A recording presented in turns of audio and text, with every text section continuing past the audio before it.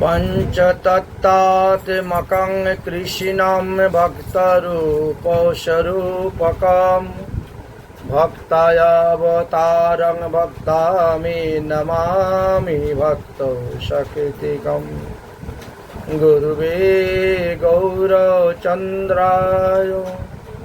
রাধিকায় তদালয়ে কৃষ্ণায় কৃষ্ণ ভক্তায় তদ্ভক্তায় নমো নমঃ। সুধী ভক্তবৃন্দগণ, আমরা কয়েকদিন যাবৎ গৌর কথা আস্বাদন করে যাচ্ছি।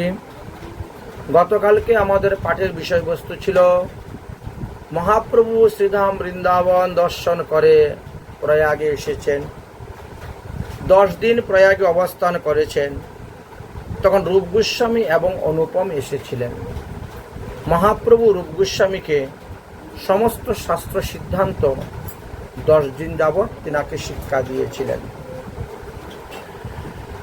শান্ত দাস্য শৈক্য বাৎসল্য মধুর রসের সমস্ত তত্ত্বকথাই শিক্ষা দিয়েছিলেন এবং এই পঞ্চরসের ভজনের কথাও আলোচনা করেছেন। তার মধ্যে শ্রেষ্ঠ বললেন, কান্তাভাবে নিজাঙ্গে দিয়া করে সেবন, অতএব মধুর রসে হয় পঞ্চগুণ। মধুর রসের মধ্যে সব রকমের গুণ থাকে। মহাপ্রভু যেভাবে গোদাবরী নদীর তরে রায় রামানন্দের মুখ থেকে শ্রবণ করেছিলেন রসতত্ত্বের কথা, আজ রূপ গোস্বামীকে সেই রসতত্ত্বের কথাই বর্ণন করলেন। মধুর রসের 5টি গুণই পরিমিত রূপে পাওয়া যায়। এই জন্য রসত উৎপল্লা প্রেম কৃষ্ণের নিতান্ত বশ হন। কৃষ্ণকে বশ করতে গেলে প্রেম ছাড়া বশ করা যায় না। অতএব অন্তরে মঞ্জুরি ভাব করিয়া চিন্তন, দিন রাত্রি ভজ রাধা কৃষ্ণের চরণ। গুরু প্রদত্ত একাদশ ভাব যুক্ত মঞ্জুরি দেহ চিন্তন করে রাধা কৃষ্ণের ভজন করার কথা বললেন। এই ভক্তি রসের আমরা করিলাম দিগদর্শন, যাহা বিস্তার মনে করিয়া ভাবন। রূপ গোস্বামীকে বললেন, আমি তোমাকে দিগদর্শন রূপে বর্ণন করে দিলাম, তুমি হা বিস্তার করিয়া গ্রন্থেতে রচনা করিও। আমি তোমার হৃদয়ে শক্তি সঞ্চার করে দিচ্ছি। ভাবিতে ভাবিতে কৃষ্ণে স্ফুরিবে অন্তরে, কৃষ্ণ কৃপায় আজ্ঞা পাও রসসিদ্ধ সঞ্চারে। অতএব ভগবান শ্রীকৃষ্ণের কৃপায় তোমার হৃদয়ে সব তত্ত্বকথা স্ফুরিত হইবে, তুমি গ্রন্থ রচনা করো। এত বলি মহাপ্রভু তারে কইলা আলিঙ্গন, বেনারসে চলিবারে প্রভুর হইল মন।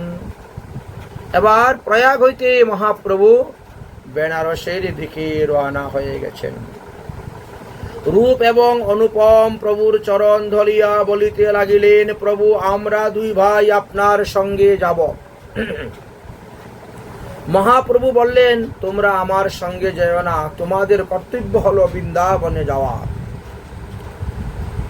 তোমাদের কর্তব্য হলো আমার বচন পালন করা। নিকটে আইস তুমি, যাহ বৃন্দাবন, ভক্তিরস শাস্ত্র প্রচার করো, লুপ্ত তীর্থ উদ্ধারণ। তোমরা তো নিকটে এসে গেছো, আর বেশি দূর নয় বৃন্দাবন। অতএব কাশীতে যাওয়া তোমাদের প্রয়োজন নেই আমার সঙ্গে, তোমরা বৃন্দাবন যাও। আমি যে সমস্ত ভক্তি রসতত্ত্ব কথা বর্ণন করেছি তা দিয়ে শাস্ত্র গ্রন্থ রচনা করে প্রচার করো। যে সমস্ত তীর্থ লুপ্ত হয়ে আছে, এই লুপ্ত তীর্থগুলা তোমরা উদ্ধার করো। আমি রাধাকুণ্ড শ্যামকুণ্ড উদ্ধার করে এসেছি। এর আগে ভূগর্ভ গোস্বামী, লোকনাথ গোস্বামী গিয়েছেন, তারাও অনেক তীর্থ উদ্ধার করেছেন। আর বাকি অন্যান্য তীর্থ তোমরা উদ্ধার করো। এক হাতে বরাহ পুরাণ নিবে, আর এক হাতে ফিতা নিয়ে মাপতে শুরু করো।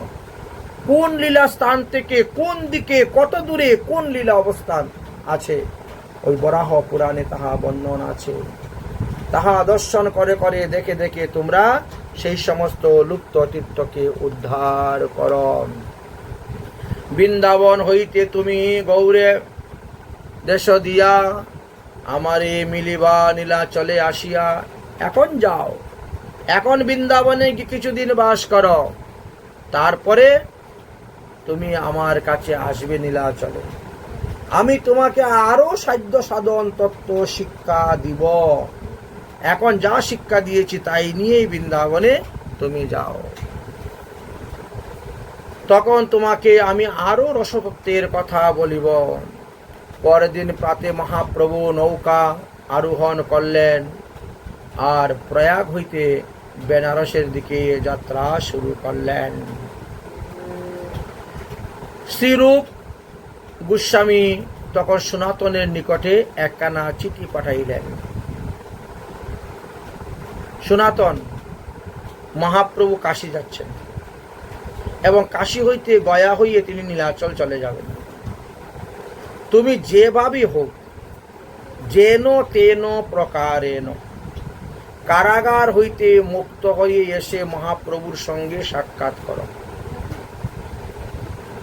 অমুক মুদিখানার মধ্যে 10,000 স্বর্ণ মুদ্রা আমি গচ্ছিত করে রেখেছি। ওই টাকা দিয়ে তুমি কারাগার থেকে মুক্ত হয়ে আসো, এসে কাশীতে মহাপ্রভুর সঙ্গে সাক্ষাৎ করো। আমরা দুই ভাই, আমরা মহাপ্রভুর আদেশে বৃন্দাবনে চলে যাচ্ছি।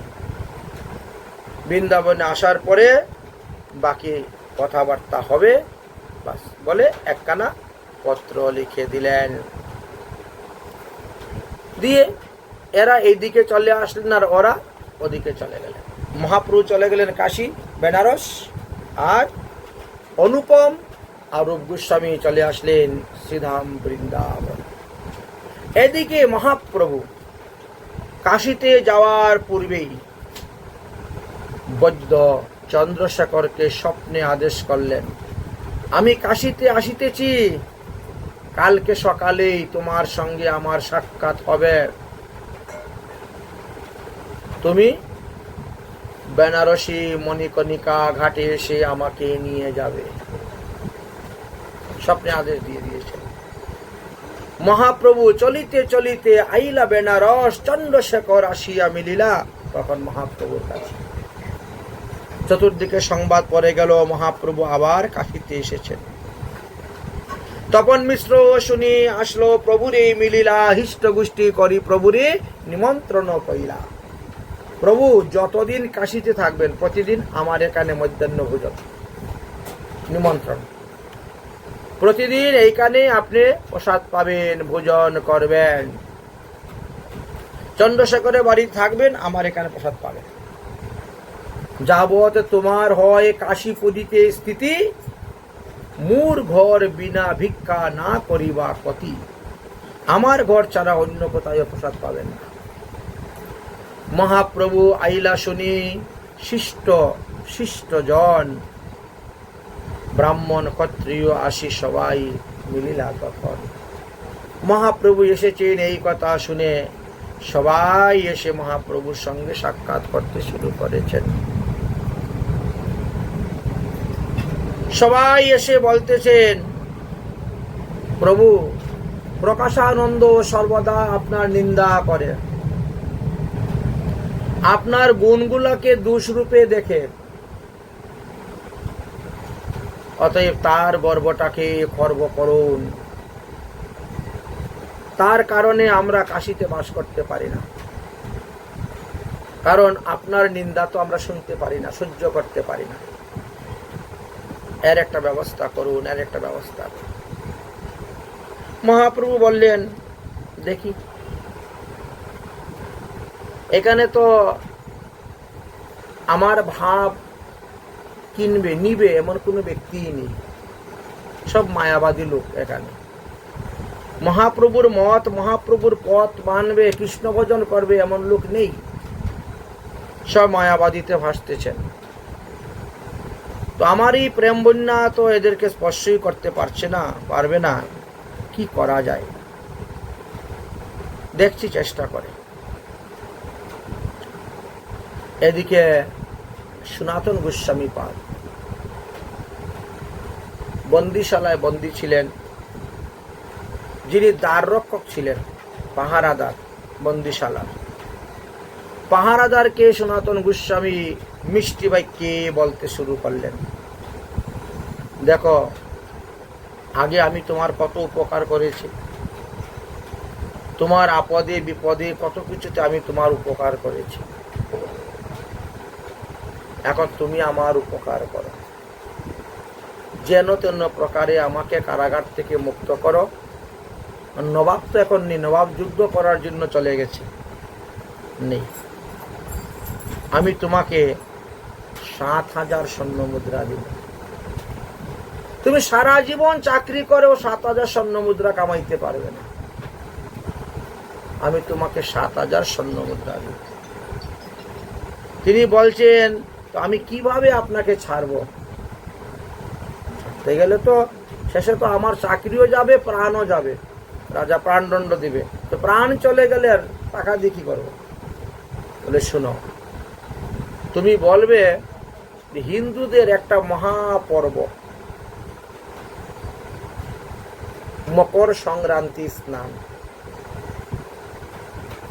গঙ্গা স্নান, এটা একটা বিশাল পর্ব তাদের। তো সেই উপলক্ষে সনাতন গঙ্গা স্নান করতে চেয়েছি। আমরা তার হাতে পায়ে জিঞ্জিল বেঁধে কারাগার থেকে নিয়ে গেছি গঙ্গায় স্নান করা। যেই গঙ্গায় ডুব দিল আর পাওয়া গেল না, বুঝলেন? জলে ডুবে মরে গেছে। তোমরা চিন্তা করো না, আমি একেবারে নিরুদ্দেশ হয়ে চলে যাব, কোথায় যাব, আর কেউ কোনো হদিশই পাবে না, কোনো ঠিকানাই পাবে না, ঠিক পাবে না, বুঝলেন?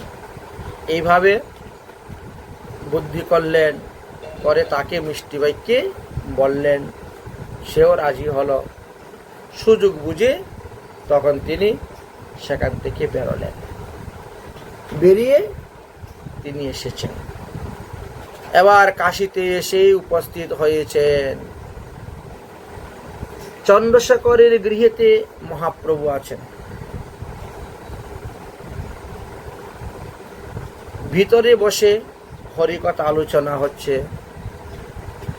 আর দরজায় সনাতন গোস্বামী পাদ এসে উপস্থিত হয়েছে। ভিতরে হরিকথা বলতে বলতে মহাপ্রভু বলছেন, দেখো তো বাইরে যেন কে আছে, দেখে আসো তো, নিয়ে আসো ওকে ভিতরে। চন্দ্রশেখর গিয়ে দেখে বুঝতে পারে নাই সনাতন গোস্বামী, কারণ চুল দাড়ি মুছ এত লম্বা হয়ে গেছে, কালা কাপড় একটা পরনে, দেখে বলছে কোথাকার দরবেশ একটা দাঁড়িয়ে আছে, ভিতরে এনে কি করবো?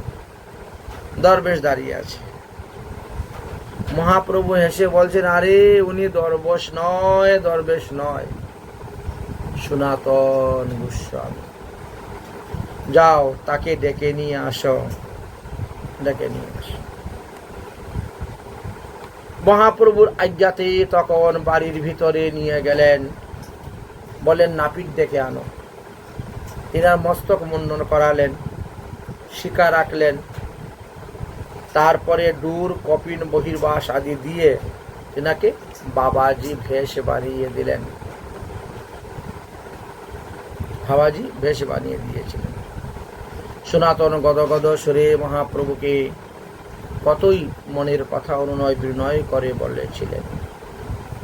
ওই সেই থেকে এই যে রূপ সনাতন গোস্বামীদের ভেষাশ্রিত বাবাজি ভেষ, সাদা কাপড় ব্যবহার করা হয়ে থাকে। সনাতন খুব দৈন্যের মূর্তি ছিলেন, তাই তিনি সর্বদা মহাপ্রভুকে দূর হইতে দণ্ডবত প্রণাম করতেন। কিন্তু মহাপ্রভু জোর করে ধরেও তাকে আলিঙ্গন করতেন। প্রভু বলতেন, তোমার পরশে আত্মা পবিত্র হয় আমার, ভক্তি বলে পারো তুমি শুধিতে ব্রহ্মাণ্ড।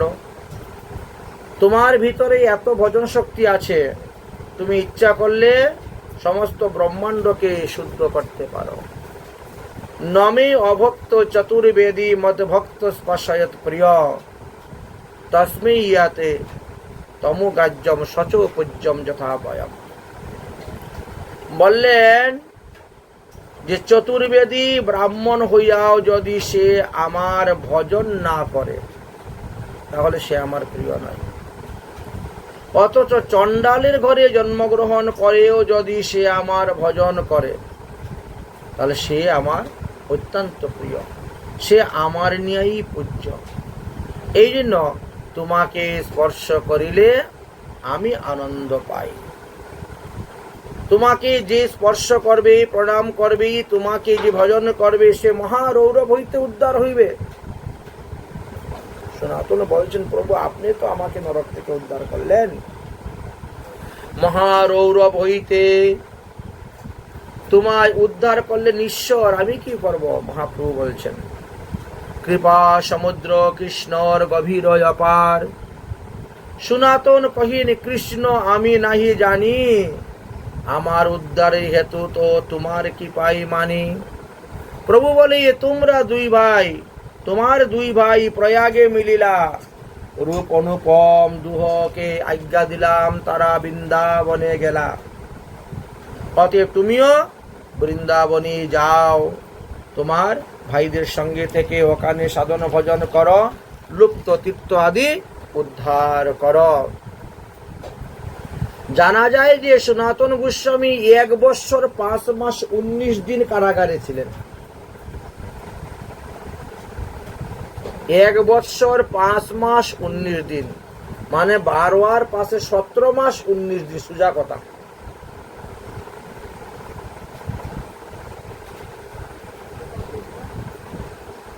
এতটা দিন উনি কারাগারে ছিলেন।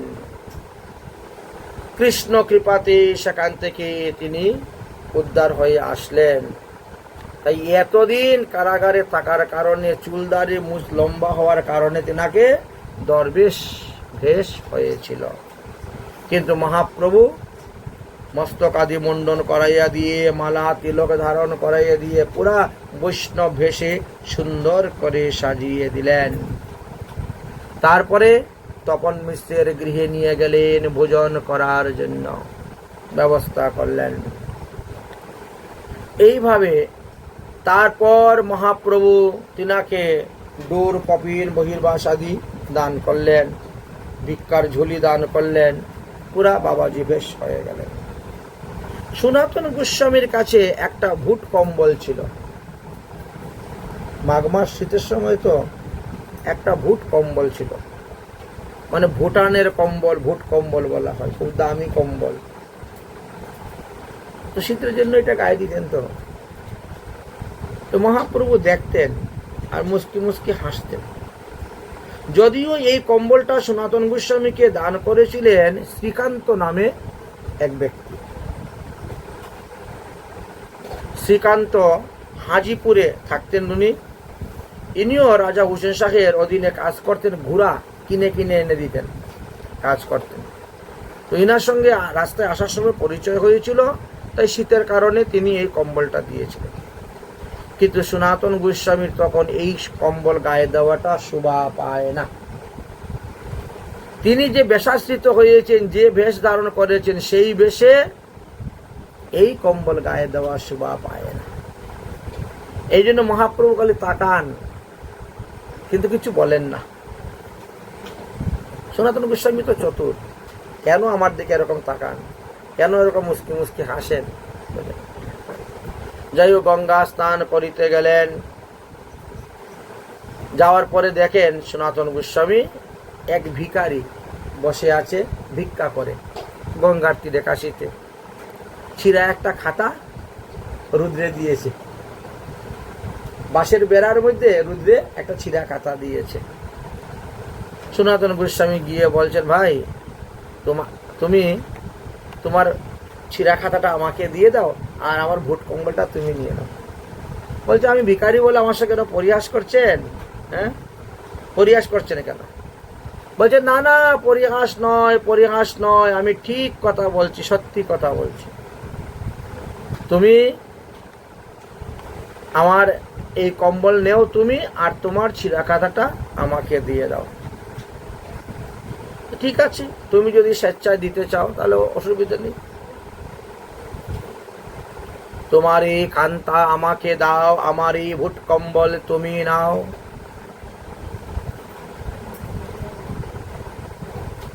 ভিখারিটা বলছে আপনি একজন সাধু হয়ে বৈষ্ণব হয়ে আমার সঙ্গে সেরকম পরিহাস করেন, এরকম মজা করেন, এটা শোভা পায় না।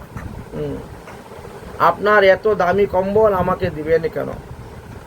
সনাতন বললেন, পরিহাস নয়, সত্য করে বলছি, এই নাও আমার কম্বল, আর তোমার খাতা আমাকে দাও। ওই খাতা, ছিঁড়া খাতা গায়ে দিয়ে এবার তিনি মহাপ্রভুর কাছে গেলেন। দেখে মহাপ্রভু বড় সন্তুষ্ট, বড় প্রসন্ন। প্রভু কহিন, তোমার ভূত কম্বল গেল কোথা? প্রভুপদে সর্বকথা সনাতন কহিলেন। প্রভু কহে, নিহা তুমি করিয়াছ বিচার, বিষয় রোগ খসাইল কৃষ্ণ যে তোমার। সে কেন রাখিবে তোমার শেষ বিষয় রোগ? রূপ খণ্ডী বদ্যে না রাখে শেষ রোগ। 3 মুদ্রার ভূত গায় মাধুকরী গ্রাস, ধর্মহানি হয় লোকে করে উপহাস। তুমি তো বাবাজি মানুষ, তুমি 5 ঘরে ভিক্ষা মেঘে খাও, আর তোমার গায়ে যদি 3টা স্বর্ণ মুদ্রার দামের ভূত কম্বল গায়ে তাকে শোভা পায় না। এই জন্য বললেন, এ একটা বিশাল ব্যাধি, বিষয় রোগ একে বলা হয়। ভগবান তোমার এই বিষয় রোগ খণ্ডন করে দিলেন। তবে সনাতন প্রভুর চরণে ধরিয়া দৈন্য বিনতি করে দন্তে তীর্ণ লইয়া, কৃপা করি যদি মুরে করাইয়াছ উদ্ধার, আপন কৃপাতে কহ কর্তব্য আমার। হে প্রভু, আপনি কৃপা করে আমাকে বিষয়রূপী বিষ্ঠার গর্ত থেকে উদ্ধার করে নিয়ে আসলেন, কারাগার থেকে মুক্ত করে নিয়ে আসলেন। এখন আমার কর্তব্য অকর্তব্য কে, তাহা আপনি আমাকে বলুন। কে আমি, কেন আমার যারে তাপত্রয়? ইহা না জানিলে মোর কেইসে হিত হয়। সাধ্য সাধন তত্ত্ব আমি পুছিতে না জানি, কৃপা করি কহ সমস্ত তত্ত্ব আপনি। মহাপ্রভুর চরণে নিবেদন করলেন। মহাপ্রভু তখন সনাতনকে আচার্য রূপে অঙ্গীকার করে বললেন, তোমার উপরে শ্রীকৃষ্ণের পূর্ণ কৃপা আছে, তুমি কৃষ্ণ ভক্তি লাভ করতে পারবে। তাই তোমাকে কৃষ্ণ ভক্তি লাভের সমস্ত তত্ত্ব তোমাকে বলে দিচ্ছি। তুমি ওই সমস্ত তত্ত্ব নিয়ে গ্রন্থ রচনা করবে। সাধু শান্ত মহাত্মাগণ সেই সমস্ত গ্রন্থ পড়বেন, আস্বাদন করবেন, ভজন রাজ্য অগ্রসর হতে পারবেন। যোগ্য পাত্র হও তুমি ভক্তি প্রবর্তিতে, ক্রমে সব তত্ত্ব শুনো কহিব তোমাকে। তোমাকে দিয়ে আমি সমস্ত তত্ত্ব জগতে প্রচার করাবো। হে সনাতন, প্রথমেই তুমি জীবতত্ত্বের কথা শোনো। এই বলে মহাপ্রভু জীবতত্ত্বের কথা আরম্ভ করলেন। আমরা সবাই জীব, তাই আমাদের জীবতত্ত্ব কি দেখেন। জীবের স্বরূপ হয় নিত্য কৃষ্ণ দাস। জীবের স্বরূপ হয় নিত্য কৃষ্ণ দাস, কৃষ্ণের তটস্থা শক্তি ভেদাভেদ প্রকাশ। সূর্য অংশ কিরণ যেন অগ্নি জলাচয়, স্বাভাবিক কৃষ্ণের 3 প্রকার শক্তি হয়। অতএব ভগবান শ্রীকৃষ্ণের মধ্যে 3 প্রকার শক্তি আছে। সনাতন গোস্বামীকে জীবতত্ত্বের কথা বললেন। ভগবান হলেন সূর্য সদৃশ্য, আর আমরা হলাম সূর্যের কিরণ সদৃশ্য। ভগবান হলেন অগ্নি সদৃশ্য, আমরা হলাম অগ্নির স্ফুলিঙ্গ সদৃশ্য। বললেন এইভাবে জীবতত্ত্ব আর ঈশ্বর তত্ত্বের কথা মহাপ্রভু সনাতন গোস্বামীকে বলছেন। কৃষ্ণের স্বাভাবিক 3 শক্তির পরিণতি, চিৎ শক্তি, জীব শক্তি আর মায়া শক্তি। কৃষ্ণ বলিয়া যে জীব অনাদি বহির্মুখ হয়ে আছেন, অতএব মায়া তারে দিবে সংসার দুঃখ। তাই সংসার মানুষ কখনো স্বর্গে উঠে কখনো নরকে ডুবে, কখনো সুখ কখনো দুঃখ। দণ্ডজনে রাজা যেমন নদীতে চুবায়। এই জন্য কৃষ্ণ ভক্তি লাভ করার একমাত্র উপায় হলো সাধুশাস্ত্র সদ্গ্রন্থাদি আলোচনা করা। সাধুশাস্ত্র কৃপা যদি কৃষ্ণ উন্মুখ হয়, সেই জীব নিস্তারে মায়া তাহারে ছাড়য়। সাধুশাস্ত্র কৃপা না হলে কখনো কৃষ্ণের প্রতি মানুষ ধাবিত হয় না। সেই জীব নিস্তারে মায়া তাহারে ছাড়য়। যারা সাধুগুরু বৈষ্ণবের চরণাশ্রয় করে ভজন করেন, সাধুগুরুর সেবা করেন, সাধুগুরুর বাক্য অনুসারে ভজন করেন চলেন, তারাই মায়াকে জয় করতে পারেন। মায়ামুগ্ধ জীবে নাহি কৃষ্ণ স্মৃতি জ্ঞান, জীবে কৃপা কইলে ব্যাস বেদের পুরাণ। তাই যারা মায়ামুগ্ধ জীব তারা কৃষ্ণকে চিনে না, কৃষ্ণ ভজন করে না, কৃষ্ণের প্রতি তারা বিমুখ হয়ে থাকে।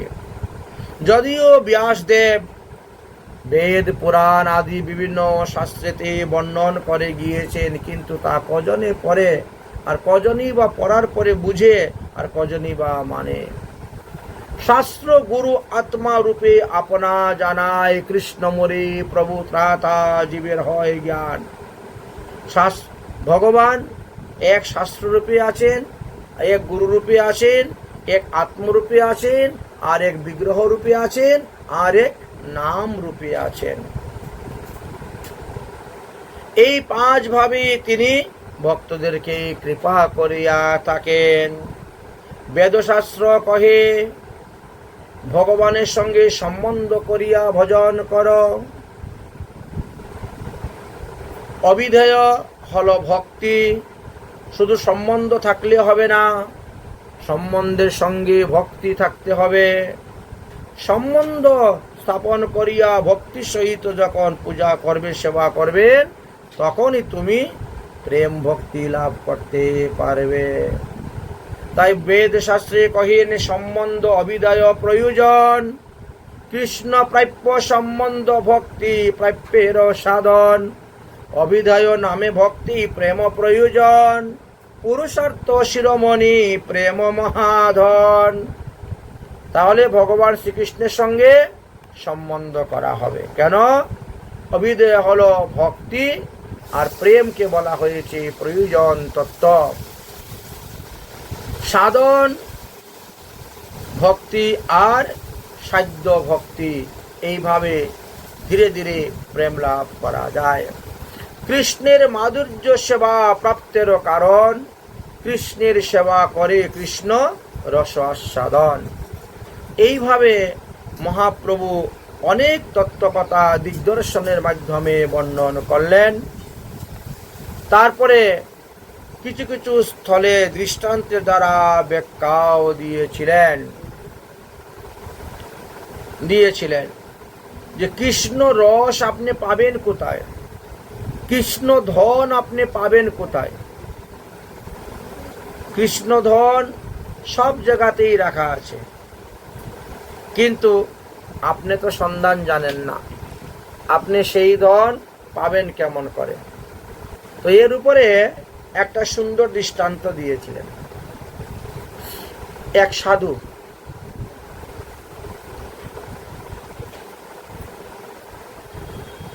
সাধন ভজন করতে করতে করতে করতে তিনি মারা গিয়েছেন।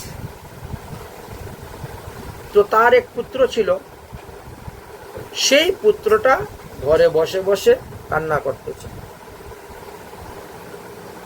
ঘরে বসে বসে কান্না। সাধুকে বাবা যে মারা গেছে, তিনাকে যে দাহ সংস্কার করতে হবে অন্ত্যেষ্টিকে, ওইসব না। কেন কান্না? আমার বাবার অনেক ধন ছিল, ধনগুলা কোথায় রেখে গেলাম।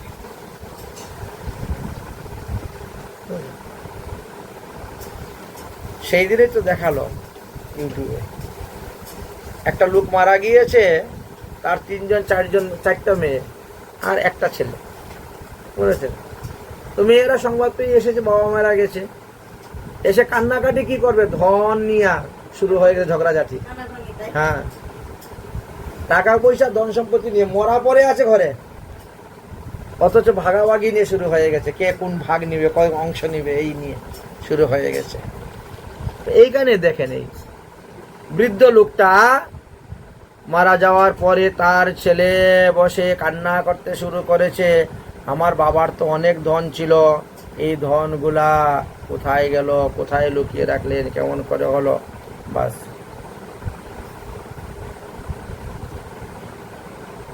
তারই কান্না দেখে তাকে সান্ত্বনা দেওয়ার জন্য, সাধুর ছেলে মারা গেছে, সাধু মারা গেছে তো, আর সাধুর ছেলে ধনের জন্য কান্না করতেছে, ভগবান একজন বৃদ্ধ ব্রাহ্মণের বেশ ধারণ করে এসেছেন।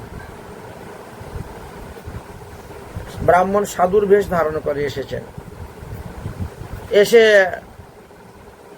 বলছে, শুনলাম তোমার বাবা নাকি মারা গিয়েছেন, তোমার বাবা আমার খুব অন্তরঙ্গ বন্ধু ছিলেন, শুনেছেন, অন্তরঙ্গ বন্ধু ছিলেন, এই তোমার বাবা মারা গিয়েছে সংবাদ শুনে আমি আর থাকতে পারলাম না, তাই আমি আসলাম। তো কান্নাকাটি করার দরকার নেই বাবা, যাও দাহ সংস্কারটা করো, বাসি মরা করে কি লাভ। ও বলছে, আমার বাবার না অনেক ধন ছিল, কিন্তু এই ধনগুলো যে কোথায় রেখে গিয়েছেন, ঘরে কোথায় খুঁজে পাচ্ছি না। বাবা সাধু বললে বাবার ঘরে তো বেশি আসা যাওয়া হতো না, তারা তাদের মতো থাকে তাদের ঘরে। এবার বাবা মারা গিয়েছেন, এখন এসেছে ধন খোঁজার জন্য। ভগবান বলছে, শুনো, তোমার বাবার ধন সব তোমার এই ঘরেই আছে। কই, আমি কোথায় দেখতে পাচ্ছি না, এই ঘরে আছে। আরে মাটির নিচে রেখেছেন তো, তুমি পাবে কোথায়? উনি মাটির নিচে সব ধন গচ্ছিত ভাবে রেখেছেন। আচ্ছা, মাটির নিচে? সঙ্গে সঙ্গে একটা শাবল নিয়ে এসেছে মাটি করার জন্য। দক্ষিণ দিকে, কত বেশি দক্ষিণ দিকে না, মাটি করতে গেছে। ভগবান বলছে, এই এখানে খুঁজবি না, এখানে খুঁজবি না, এখানে খুঁজবি না। কেন? এই মাটির নিচে কতগুলা ভীমরুল বলা আছে, যেই তুমি মাটি খুঁজবে এমনি তারা বেরিয়ে তোমাকে কামড়াতে শুরু করবে, তোমার এর কামড়ে তুমি মারা যাবে, ধন ভোগ করতে পারবে না। খবরদার, এখানে খুঁজবি না, এখানে খুঁজবি না। আচ্ছা ঠিক আছে। তখন লোকটা কি করলো, দক্ষিণ দিকে মাটি খোঁড়া বন্ধ করে দিয়ে পশ্চিম দিকে এসে মাটি করতে শুরু করে দিয়েছে। ভগবান বলছে, আরে না না, এখানে খুঁজবি না, এখানে খুঁজবি না, এখানে খুঁজবি না। বলে কেন? আরে এইখানের যে ধন আছে ওই ধন যক্ষ পাহারা দিচ্ছে, ওখানের ধন কি দিতে পারা, ভীমরুল বলা, আর এখানে যক্ষ। ও যক্ষ উঠে ধরে তোকে খেয়ে ফেলবে, খবরদার ওখানে ধরবি না, হাত দিবি না। তখন জীবটা কি করবে? লোকটা যখন উত্তর দিকে গিয়ে খোঁজা শুরু করছে, উত্তর দিকে খুঁড়তে শুরু করেছে, এই খবরদার খবরদার, এখানে খুঁজবি না, এখানে খুঁজবি না, এখানে খুঁজবি না। কেন? এখানে একটি মস্ত বড় সর্প আছে, সেই সর্প এই ধন পাহারা দিচ্ছে। তুমি মাটি করার সঙ্গে সঙ্গে ধন পাওয়ার আগে সর্প উঠে যাবে, দিবে ছুবল, তুমি মরে যাবে, খবরদার দেখো। তো বলছে, তাহলে আমি খুঁজবোটা কোন দিকে? এই দিকে গেলে বলে এই দিকে মাটি খুঁড়বি না, এই দিকে গেলে মাটি খুঁড়বি না, ওই দিকে, আমি কোন দিকে খুঁড়বো, কোথায় খুঁড়লে পরে ধনটা পাবো? বলেন, পূর্ব দিকে মাটি খুঁড়। পূর্ব দিকে অল্প মাটি খুঁড়লেই দেখবে একটা বিরাট কলস পাবে, ওর ভিতরে স্বর্ণ মুদ্রা সব রাখা আছে, এটি তোমার হাতে আসবে, তুমি পাবে। তখন সে পেয়ে গেল। এই কথার তাৎপর্য অন্যদিকে ঘুরিয়ে আমাদেরকে শিক্ষা দিলেন। কৃষ্ণ প্রেম ভগবান সর্বদা সর্বস্থানেই রেখেছেন। যে যেভাবে কৃষ্ণ ভজন করে সেইভাবে সে তার প্রেম ভক্তি লাভ করতে পারে, কিন্তু তারতম্যতা আছে। আমাদের জগতের পিতা হলেন ভগবান শ্রীকৃষ্ণ, তাই তো? জগতের পিতা কৃষ্ণ সর্বশাস্ত্রে বলছেন। তো তিনার প্রেম রূপী ধন, কৃষ্ণ প্রেম রূপী ধন তিনি কোথায় কোথায় রেখে গেছেন? বেদে, পুরাণে, ইতিহাসে, শাস্ত্রে, উপনিষদে, এই সমস্তের মধ্যে রেখে দিয়েছেন গচ্ছিতভাবে। তাহা পাইতে গেলে আমাদেরকে সেই রকম মহাত্মার অনুগত হয়ে গ্রন্থাদি অধ্যয়ন করতে হবে, পড়তে হবে। এই জন্য বলছেন ভাগবত পর গিয়ে বৈষ্ণবের স্থান। আচ্ছা, ওই লোকটাকে যে বলছেন দক্ষিণ দিকে তুমি মাটি খুঁড়বে না, দক্ষিণ দিকে বলতে কি দক্ষিণ দিকে কি আছে? বলছেন ভীমরুল বলতে, অর্থাৎ কর্মকাণ্ড বিষের ভাণ্ড। আমাদের অমৃত বলিয়া যেবা খায়, নানা জনি সদা ফিরে কদর্য ভক্ষণ করে, তার জন্ম অদূর পথে যায়। অতএব কর্মমার্গ তুমি যেও না, তাহলে ওই ধন তো পাবে না, আর জীবনটাই যাবে। এই জন্য পশ্চিম দিকে করতে মানা করলেন কেন? কারণ ওটা হলো যুগ মার্গ, যুগ রূপী যক্ষ হাতে তুমি পড়বে আর তুমি মরবে। উত্তর দিকে করতে মানা করলেন কেন? ওটা হলো জ্ঞান মার্গরূপী অজগর সর্প, জ্ঞান মার্গরূপী অজগর সর্প তোমাকে গিলে ফেলে দিবে। এই জন্য পূর্ব দিকে খোঁজার কথা বললেন। ঐক্য শাস্ত্র কহে কর্ম জ্ঞান যুগতে জীব, ভক্ত কৃষ্ণ বশ হয় ভক্তে তারে ভজি।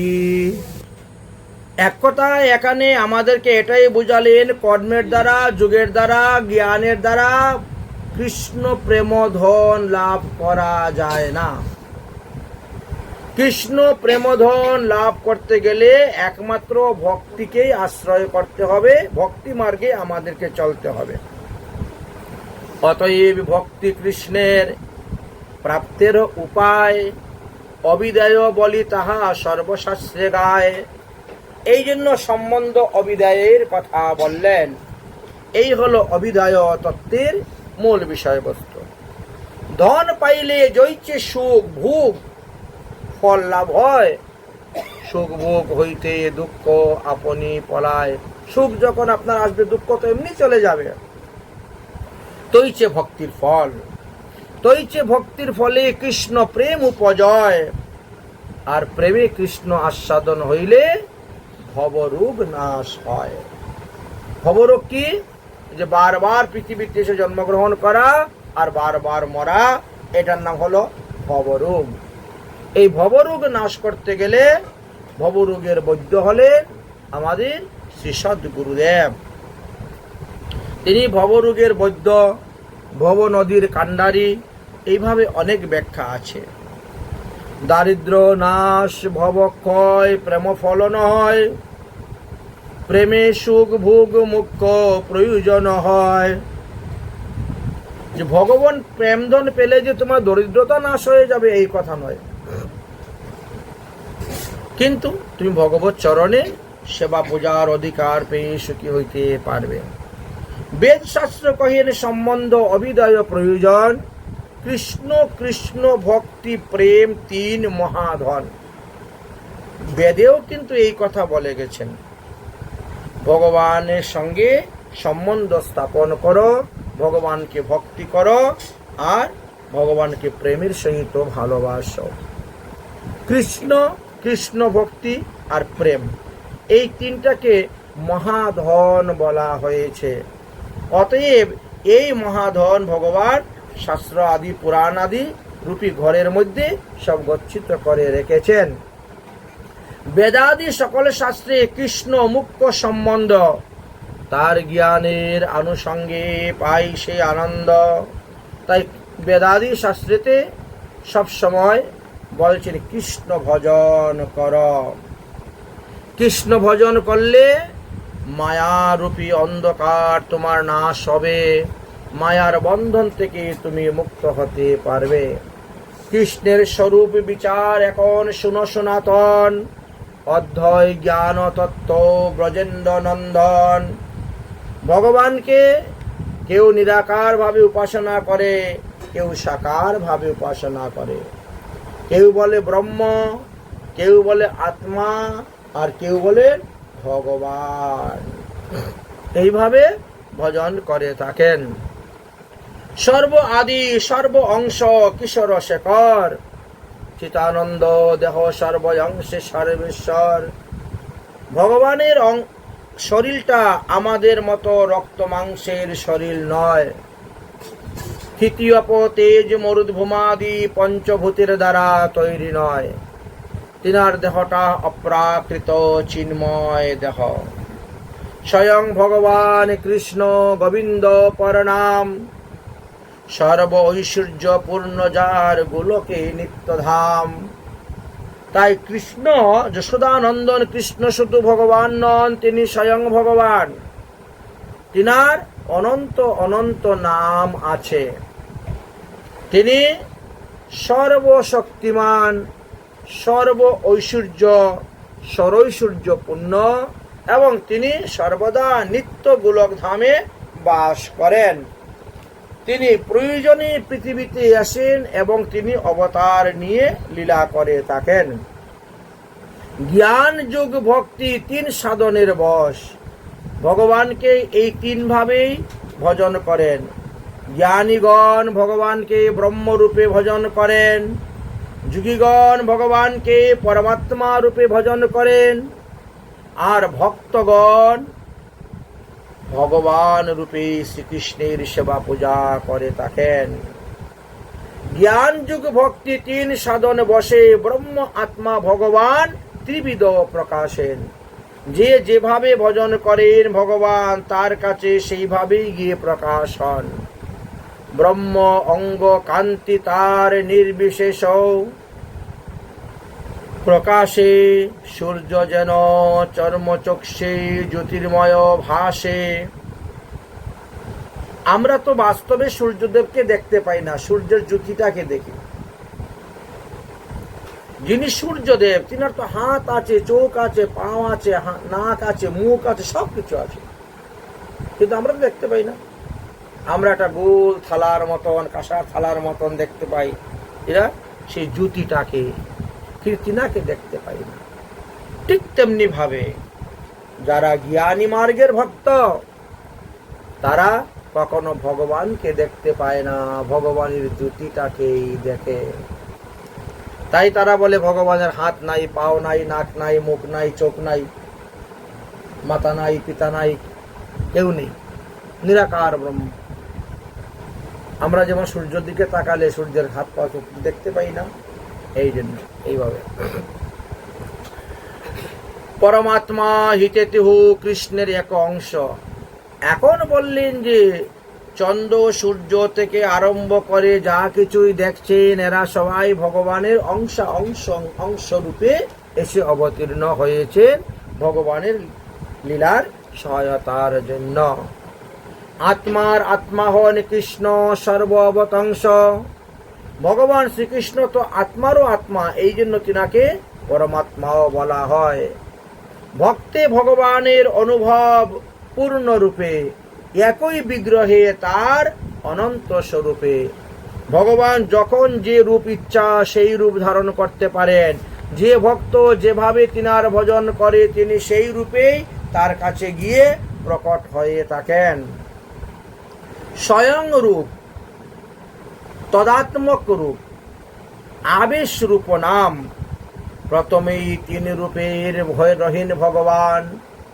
স্বয়ং রূপেও ভগবান আছেন, তদাত্মক রূপেও ভগবান আছেন, আবার আবেশ রূপেও ভগবান আছেন। এই তিনটি রূপেরই ভগবান বলা হয়। স্বরূপ রূপে যেমন ব্রজেন্দ্র নন্দন, তার এক আত্ম রূপে আছেন বাসুদেব, বসুদেবের পুত্র বাসুদেব কৃষ্ণ। তাহার আবেশ হলেন দ্বারকার কৃষ্ণ। তাহলে একটা স্বয়ং রূপ, আর একটা হলো তদাত্মক রূপ, আর একটা হলো আবেশ রূপ। স্বয়ং রূপে যশোদানন্দন, তদাত্মক রূপে দেবকী নন্দন, আর আবেশ রূপে দ্বারকাশ্বর ভগবান। এই তিন ভাবে তিনি অবস্থান করতেছেন। স্বয়ং রূপে গোপবেশে গোপ অভিমান। শ্রীকৃষ্ণের যে স্বয়ং রূপ সেটা হলো গোপবেশ, এবং তিনি গোপ অভিমান নিয়ে আছেন। বাসুদেব কৃষ্ণতে তদাত্মক রূপ, অর্থাৎ ক্ষত্রিয় বেশ। আমি ক্ষত্রিয় এই জ্ঞান। সৌন্দর্য, ঐশ্বর্য, মাধুর্য, বিদগ্ধ বিলাস, ব্রজন্য নন্দন ইহা অধিক উল্লাস। সৌন্দর্যের দিক দিয়ে, মাধুর্যের দিক দিয়ে, ঐশ্বর্যের দিক দিয়ে কোনো দিকেই ব্রজেন্দ্রনন্দন কৃষ্ণের সঙ্গে কেউ পারবেন না টক্কর দিতে। এবার বললেন ভগবানের একটা প্রভাব বিলাস মূর্তি আছে। একটা হলো বৈভব বিলাস, এক হলো তদাত্মক বিলাস, এক হলো আবেশ, আর একটা হলো প্রভাব বিলাস। ভগবান প্রভাব বিলাসে কি রূপে আছেন? বাসুদেব, শঙ্কর্ষণ, প্রদ্যুম্ন, অনিরুদ্ধ, এই চার রূপে তিনি অবস্থান করতেছেন। মুখ্য এই চারজন, তারা মথুরা, দ্বারকা আদিতে নিত্যলীলা করেছেন এবং বিরাজ করেছেন। এই চারজনের মধ্যে প্রত্যেকের তিনটি করে আবার বিলাস মূর্তি আছে। অর্থাৎ শঙ্কর্ষণের তিনটা রূপ আছে, প্রদ্যুম্নের তিনটা রূপ আছে, অনিরুদ্ধের তিনটা রূপ আছে। এক একজনের বিভিন্ন রূপে তারা আসছেন। এই চতুর্ভুজের যে বৈভব বিলাস মূর্তি নামে পরিচিত, তার ব্যাখ্যা করলেন।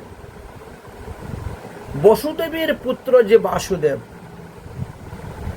মূর্তি, তিনি চক্রাদি ধারণ ভেদ অনুসারে তিনাকে কখনো কেশব বলা হয়, কখনো নারায়ণ বলা হয়, আর কখনো মাধব বলা হয়।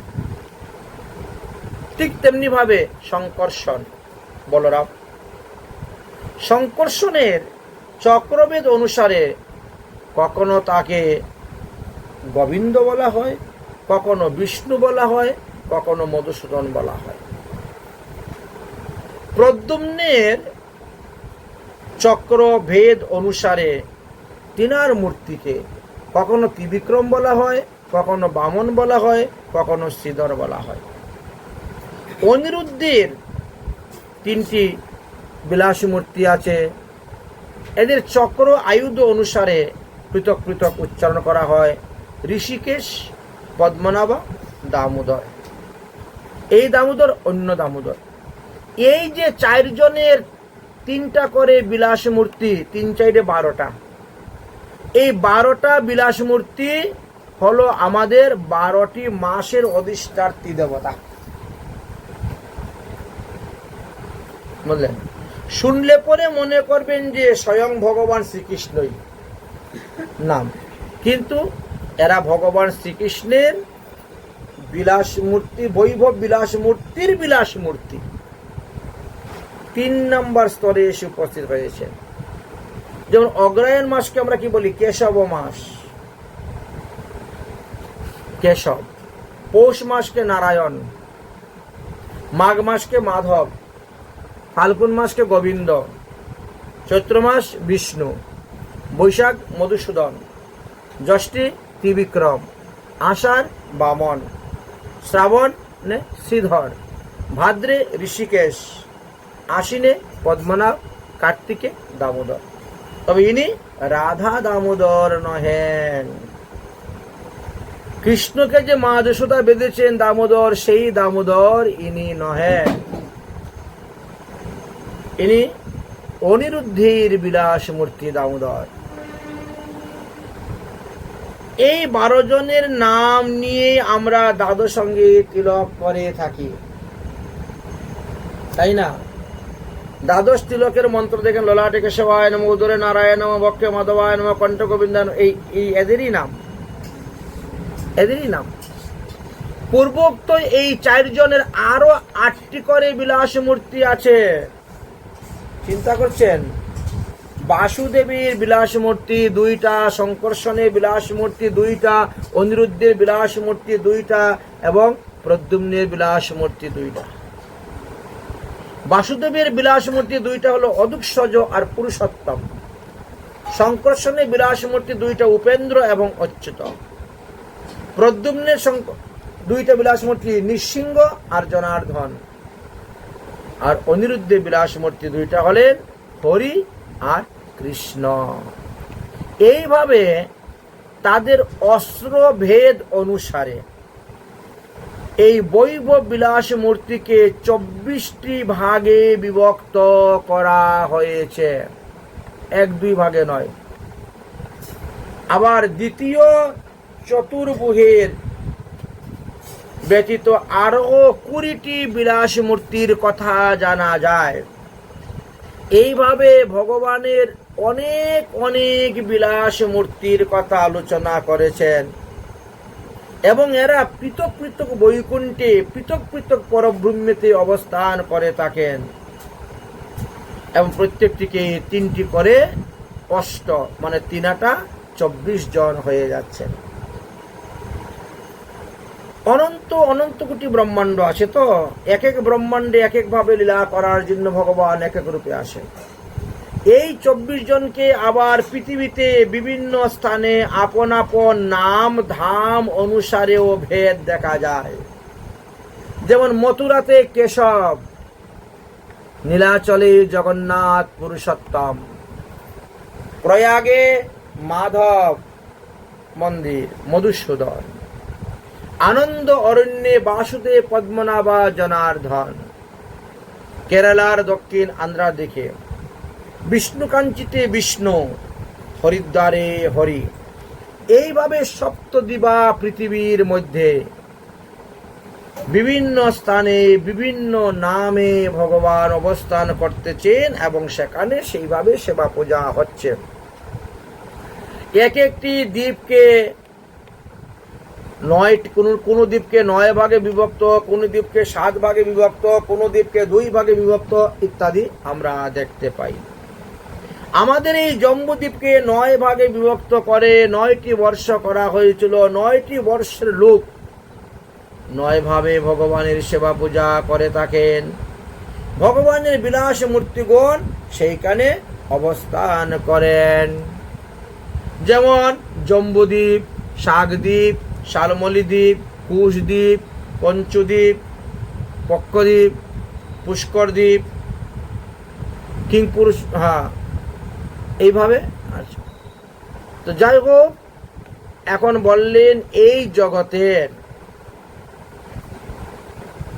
যখনই দেখা যায় ধর্মের গ্লানি হচ্ছে, অধর্মের মাত্রা বেড়ে যাচ্ছে, পাপি তাপি বেড়ে যাচ্ছে, সাধুরা শান্তিতে বসে সাধন ভজন করতে পারছে না, তখন ভগবান আসে, অবতার নিয়ে আসেন। তিনি দুষ্টদেরকে দমন করেন, সাধুদেরকে রক্ষা করেন এবং ধর্ম স্থাপন করেন। আমরা দেখতে পাই শাস্ত্রাদিতে ভগবান কখনো বিষ্ণু রূপে, কখনো বামন রূপে, কখনো নৃসিংহ রূপে, কখনো ত্রিবিক্রম রূপে তিনি এসে অবতীর্ণ হয়েছেন। আবার অস্ত্রভেদ অনুসারেও তিনার বিভিন্ন নাম আমরা দেখতে পাই, বিভিন্ন নাম দেখা যায়। যেমন ভগবান বিষ্ণু, বিষ্ণুর দক্ষিণ দিকের নিম্নহস্তের আয়ুধ থাকবে। দ্বিতীয়ত বিষ্ণুর দক্ষিণ দিকের ঊর্ধ্বহস্তে একরকম আয়ুধ থাকবে, নিচের বাম দিকের হাতে একরকম আয়ুধ এবং নিচের ডাইন দিকের হাতে আরেক রকম আয়ুধ। এইভাবে দেখা যায়। 4টে হাতের মধ্যে এই যে শঙ্খচক্র গদা পদ্ম এগুলো উলট পালট আছে, কিন্তু সবার সমান নয়। দেখবেন বিগ্রহের দিকে তাকিয়ে সব বিগ্রহের একই হাতে শঙ্খ নেই, একই হাতে চক্র নেই, একই হাতে বজ্র নেই, গদা নেই, একটু উলট পালট দেখবেন। তা আমরা মনে করি এই তো ভুল করেছে, এ তো অমুক জায়গায় দেখলাম যে ঠাকুরের এই হাতে শঙ্খ, এর দিকে এই হাতে শঙ্খ। ভুল করছেন, ভুল নয়। এইগুলো হলো বিগ্রহ বেদে। স্বয়ং ভগবান আর লীলা পুরুষোত্তম এই দুই নামে বিরাজ করেন সর্বদা ব্রজেন্দ্র নন্দন। এবার আমরা আলোচনা করব ভগবানের মূর্তি দেখলে পরে আমরা বুঝবো কেমন করে কোনটা ভগবানের কি মূর্তি। ভগবানের বাসুদেব মূর্তি ডাইন হাতের নিচে থাকবে গদা, নিচের ডাইন হাতে গদা, বুঝলেন?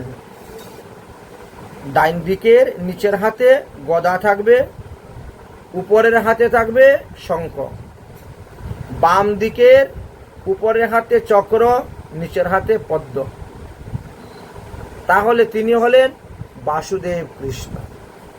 শঙ্কর্ষণ কৃষ্ণ, শঙ্কর্ষণ কৃষ্ণের ক্ষেত্রে দেখা গেল ডাইন দিকের নিচের হাতে গদা থাকবে, ডাইন দিকের উপরের হাতে শঙ্খ থাকবে, কিন্তু বাম দিকের উপরের হাতে পদ্ম থাকবে। চক্র না থেকে পদ্ম, ওখানে পরিবর্তন হয়ে যাচ্ছে। আর বাম দিকের নিচের হাতে চক্র থাকবে। তাহলে ইনি হলেন শঙ্কর্ষণ ভগবান। প্রদ্যুম্ন ভগবানকে চিনার উপায় কি? বললেন ডাইন দিকের নিচের হাতে চক্র, ডাইন দিকের উপরের হাতে শঙ্খ, বাম দিকের নিচের হাতে গদা, বাম দিকের উপরের হাতে পদ্ম। তাহলে তিনি হলেন প্রদ্যুম্ন ভগবান। অনিরুদ্ধ ভগবান চিনার উপায় ডাইন দিকের নিচের হাতে চক্র, ডাইন দিকের উপরের হাতে গদা, বাম দিকের উপরের হাতে শঙ্খ, বাম দিকের নিচের হাতে পদ্ম। তাহলে তিনি হলেন অনিরুদ্ধ মূর্তি। এইভাবে সমস্ত মূর্তির আয়ুধর কথা বললেন কেশব ভগবান। তিনিও চার হস্ত, তবে ইনার ডাইন দিকের নিচের হাতে পদ্ম, ডাইন দিকের উপরের হাতে শঙ্খ, বাম দিকের নিচের হাতে চক্র, আর বাম দিকের উপরের হাতে গদা। এইভাবে সব আয়ুধগুলো দেখা গেল উলট পালট থাকে।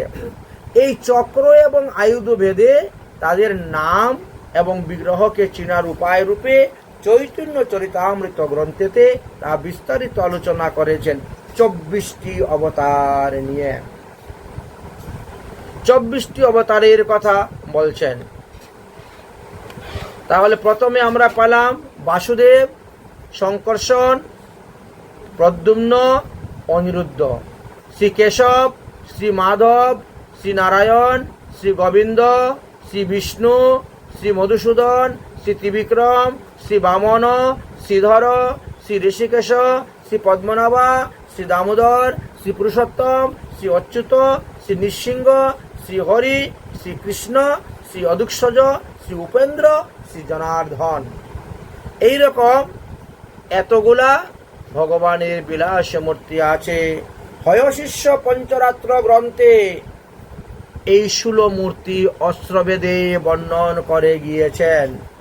ভগবানের এত ভিন্ন আরো 16টি বিগ্রহ আছে। শ্রীকৃষ্ণের অনন্ত শক্তির মধ্যে 3 শক্তি প্রধান: ইচ্ছা শক্তি, ক্রিয়া শক্তি, জ্ঞান শক্তি নাম। সর্বকার্যে এই 3 শক্তি বিশেষভাবে তিনি প্রয়োগ করিয়া থাকেন। ইচ্ছা শক্তি প্রদান হলেন শ্রীকৃষ্ণ, জ্ঞান শক্তি প্রদান হলেন বাসুদেব, আর ক্রিয়া শক্তি প্রদান হলেন শঙ্কর্ষণ বিষ্ণু।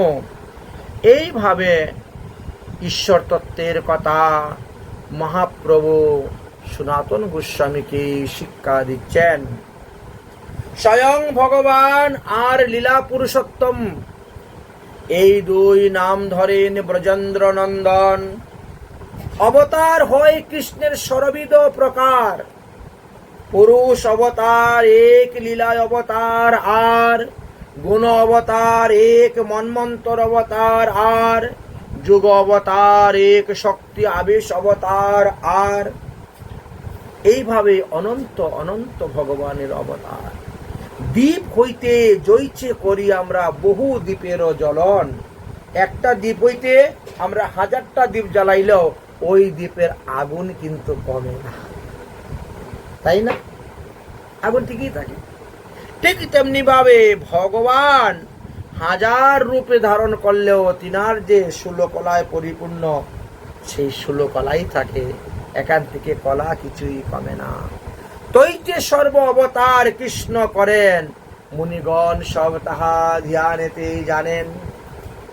মনীষীগণ ধ্যানে জেনে ভগবান অবতীর্ণ হওয়ার হাজার হাজার বৎসর আগেই তারা শাস্ত্র পুরাণে লিখে দেয়, অমুক সময় অমুক স্থানে ভগবান এসে অবতীর্ণ হইবেন এই রূপে। তাই যতক্ষণ আমরা ভগবানের প্রকাশ মূর্তি, 4টি বিলাস মূর্তি, 20টি এবং 24টি মূর্তির কথা আমরা না বুঝি, ততক্ষণ পর্যন্ত আমরা ভগবানের অবতার চিনতে পারি না।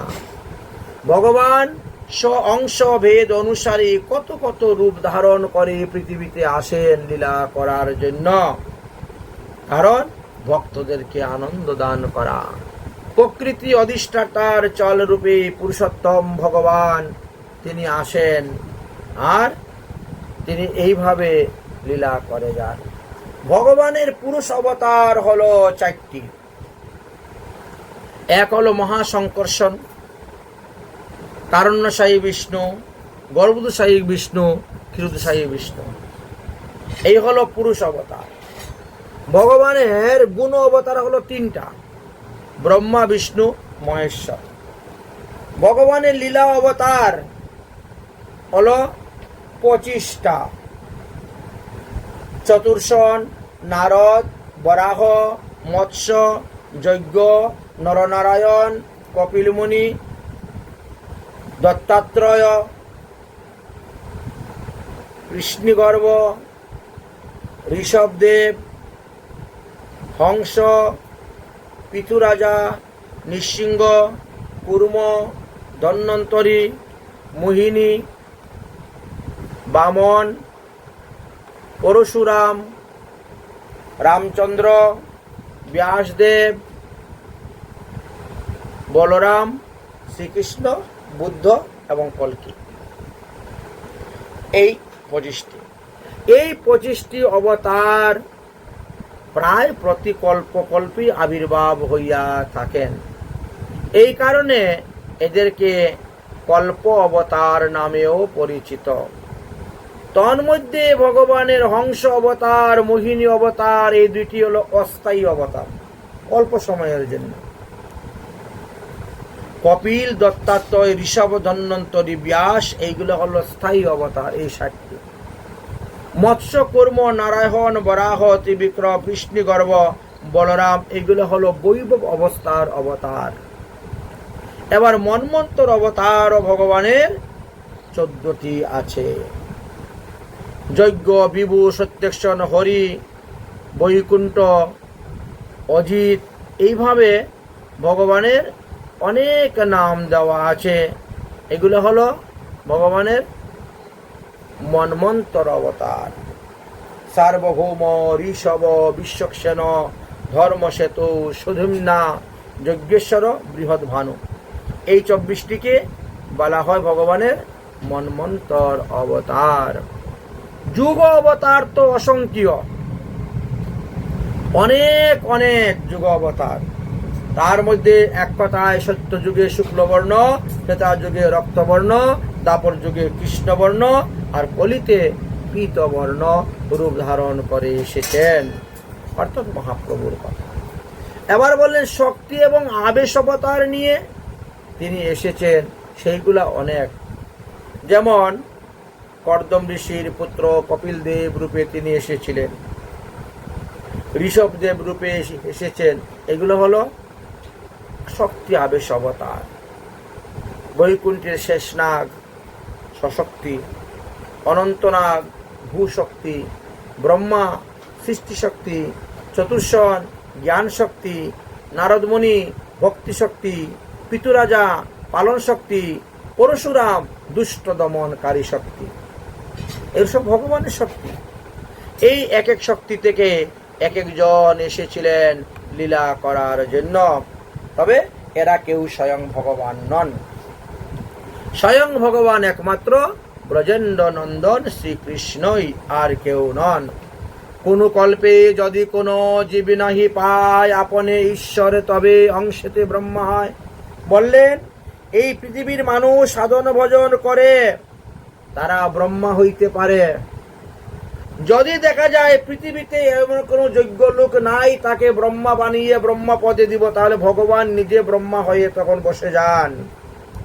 নিজাংশের কলায় কৃষ্ণ তমগুণ অঙ্গীকারী, সংহারেতে মায়ারূপে রুদ্ররূপ ধরি। ভগবানই রুদ্ররূপ ধারণ করে এসেছেন, মহাদেব রূপ পৃথিবীতে সংহার করার জন্য। তিনি বিষ্ণুরূপ ধারণ করে এসেছেন পালন করার জন্য, আর তিনি ব্রহ্মরূপ ধারণ করে এসেছেন সৃষ্টিলীলা করার জন্য। নিজাংশে কলায় কৃষ্ণায় তমগুণ অঙ্গকারী, সংহারার্থে মায়া সঙ্গে রুদ্ররূপ ধরে। তাই মায়ার সঙ্গে বিকারে রুদ্র ভিন্ন ভিন্ন রূপ, জীবতত্ত্ব হয় নহে কৃষ্ণের স্বরূপ। এই জন্য রুদ্রাদি অবতার তারাও জীবতত্ত্বের মধ্যে পড়েন, তারা কৃষ্ণ তত্ত্বের মধ্যে পড়েন না। বললেন কি দুগ্ধ যেমন অলম যুগে দধি রূপ ধরে, দুগ্ধে পুনরায় আবার রূপান্তরিত হইতে নাহি পারে। শিব তেমনি ভাবে মায়া শক্তি সহিত তমগুণ বসে, মায়া অতীত গুণ অতীব বিষ্ণু পরমেশ্বর। পালনার্থে অংশে বিষ্ণু রূপের অবতার, শতগুণ দৃষ্টান্ত তাহের গুণ মায়ার অপার। স্বরূপ ঐশ্বর্য সর্ব কৃষ্ণ সমপ্রায়, কৃষ্ণ অংশী তিহু অংশ বেদে এই গায়। ভগবানের গুণ অবতার রূপে মহাদেব এসেছেন। এই জন্য মহাদেবকে স্বয়ং ভগবান কখনো বলা যাবে না, ব্রহ্মাকে কখনো স্বয়ং ভগবান বলা যাবে না। ব্রহ্মা শিব এরা হলো আজ্ঞাকারী ভগবান শ্রীকৃষ্ণের। ব্রহ্মা শিব আজ্ঞাকারী, তারাও ভক্ত অবতার, তারা ভগবানের ভজন করেন। পালনার্থে বিষ্ণু কৃষ্ণের স্বরূপ আকার, বিষ্ণু কৃষ্ণের স্বরূপ আকার। তাই চারি যুগে ভগবান চারি রকম ধর্ম স্থাপন করার জন্য তিনি চারি ভাবে আসেন পৃথিবীতে। কখনো রক্ত, কখনো শুক্ল, কখনো কৃষ্ণ, কখনো প্রীত, কমে চারি বর্ণ ধরি কৃষ্ণ করেন যুগ ধর্ম স্থাপন করার জন্য আসেন। সত্য যুগে ধ্যান কর্ম করান শুক্ল মূর্তি ধরি, কর্দমকে বর দিলেন তিহু কৃপা করি। কর্দম ঋষির কথা বললেন। কৃষ্ণ ধ্যান করে লোক জ্ঞান অধিকারী, তেতাতে ধর্ম যজ্ঞ করান রক্ত রূপ ধরি। কৃষ্ণ পাদাব্জ অর্চন হয় দাপরের ধর্ম, কৃষ্ণ বর্ণ করান লোক কৃষ্ণার চরণ কর্ম। তাই যুগে যুগে যুগ ধর্ম পরিবর্তন দেখা যায়, এক এক যুগের মানুষ এক এক ভাবে ভগবানের ভজন করে যায়। নমস্তে বাসুদেবায়, নমস্তে শঙ্কর্ষণায় চ, প্রদ্যুম্নায় অনিরুদ্রায় তুভ্যং ভগবতে নমো নমঃ। এই মন্ত্রে দাপরেতে করে লোক কৃষ্ণ অর্চন, কৃষ্ণ নাম সংকীর্তন হলো কলিযুগের ধর্ম। তাই আমরা কলিযুগের মানুষ, এই কলিযুগের ধর্ম হলো কৃষ্ণ নাম সংকীর্তন। পিতরূপ ধরি তবে কৈলা প্রবর্তন, মহাপ্রভুর কথা বলছেন। পিতরূপ ধরি তবে কৈলা প্রবর্তন, প্রেম ভক্তি দিয়া লোকরে তরাইলা ভবন। কিন্তু মহাপ্রভু নিজে বলছেন না আমি ভগবান, তিনি বলছেন পিতরূপে কলিযুগে ভগবান এসেছেন। পিতরূপে কলিযুগে ভগবান এসেছেন, এসে তিনি হরিনাম প্রেম জীবকে দান করেছেন। ধর্ম প্রবর্তন করেন ব্রজেন্দ্র নন্দন, প্রেম গায় নাচে লোক করে সংকীর্তন। তবু 3 যুগ হইতে কলিযুগ শ্রেষ্ঠ যুগ মানি। আর 3 যুগের ধ্যান যজ্ঞ পূজা অর্চন করে যেই ফল মানুষ লাভ করতে পারে নাই, কলিযুগে কৃষ্ণ নামের দ্বারা সেই ফল লাভ করতে পারবে। এইভাবে কৃষ্ণ তত্ত্বের কথা বর্ণন করলেন।